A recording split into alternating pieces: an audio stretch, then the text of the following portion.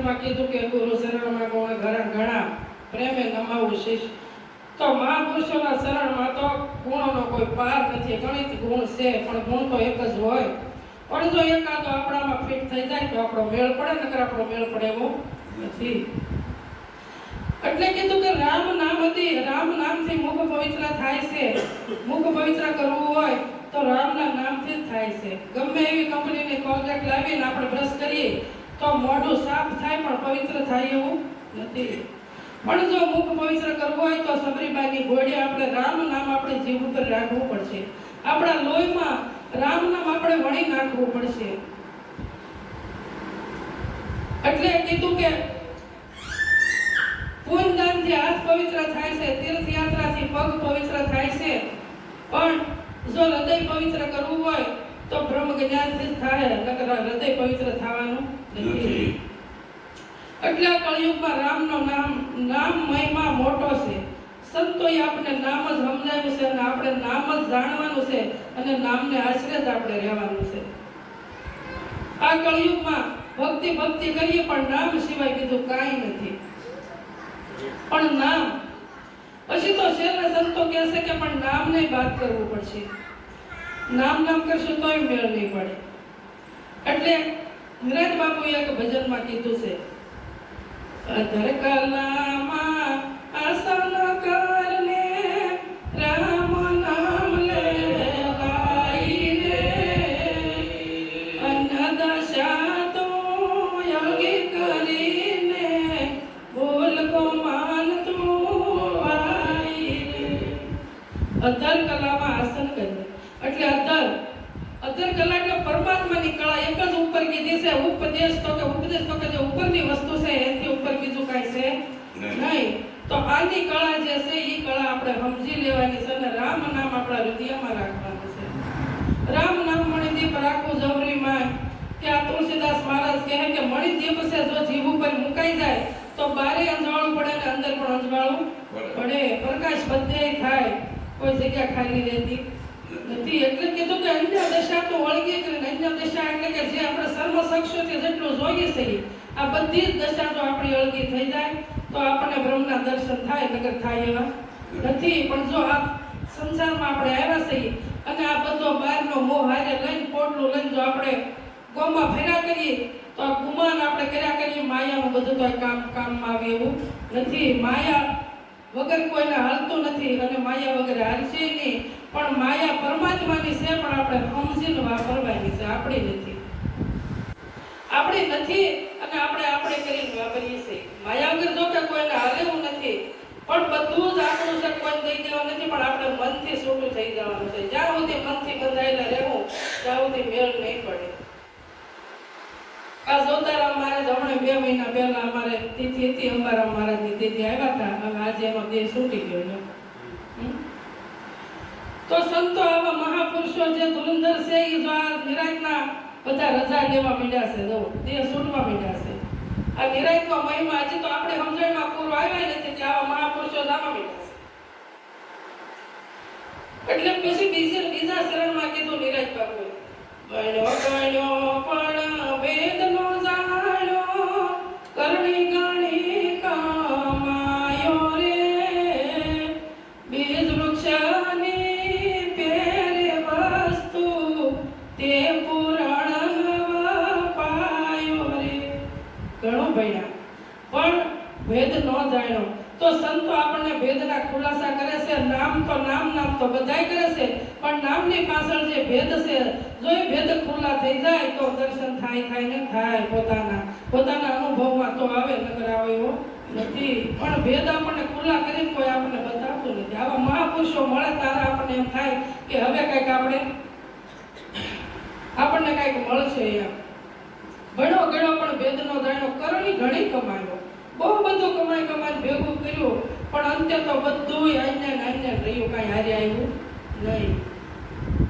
બીજ વૃક્ષની પહેરે વસ્તુ તે પૂર્ણ નો પાયો. હવે બીજ અને વૃક્ષ કે બીજમાં વૃક્ષ છે અને વૃક્ષમાં બીજ છે પણ જે બેયને જાણવા વાળો પોતે પરમાત્મા છે, જે વસ્તુ છે એ વસ્તુ પૂર્ણ પરખાતી નથી. જો એ વસ્તુ પૂર્ણ પરખાઈ જાય તો આપણો બેડો પાર થાય, નકર કાંઈ થાય એવું નથી. પછી કીધું હંસ બન્યો પણ નો મળે પાસે ખીર નીરની વેળો રે ગુણવન્યા તેને ગેલો કહીએ ડાપણ દૂર ખસેડો રે. હંસ બન્યો. હંસ કોને કહેવાય? તો કે હંસામાં મહાપુરુષો બેઠા છે, એના મુખમાંથી જે શબ્દ નીકળે એક એક શબ્દ હવા લાખના નીકળે છે. જોઈ આપણે એકાદું શબ્દ જો આપણા જીભ ઉપર જો વણાઈ જાય, આપણા મુખમાં પવિત્ર, આપણું મુખ પવિત્ર થઈ જાય. એ શબ્દ જો આપણે લઈ લઈએ તો આપણું કલ્યાણ થાય, નગર થાય એવું નથી. એટલે કે હસ કીધો, હસ બન્યો પણ ન મળે પાસે ખીર અને નીર. તો કે આ બે ભેગા આવ્યા છે તો આનો નિવેડો કોણ કરે? તો કે આમાં મહાપુરુષો જ્યારે આપણને મળે ત્યારે આનો નિવેડો કરે. ખીર અને નીર બે ભેગા આવ્યા, પણ આને જુદા તો પાડવા પડે ને. તો ઘણા મહાપુરુષો એમ સત્સંગ કરતા હોય કે આપણે હંસમાં દૂધ મૂકી તો હંસ સાસ બોલે અને કે દૂધ હંસ પી જાય છે અને પાણી પડ્યું રહે છે પાણી. અને કાયમ કે છે કાયનો ખોદો થઈ જાય છે કે હંસની સાસમાં કે બોલા હંસની સાસમાં ખટાશ હોય તો આપણે કોઈ દૂધ મૂકવા ક્યાં ખરા? હંસમાં હંસ તો બાપા કોને કહેવાય? કે આવા મહાપુરુષોના મુખમાંથી જે શબ્દ નીકળેલી મોરથી જે વીણી લે એને હંસ કહેવામાં આવે છે. હંસ બીજો કોઈ નથી.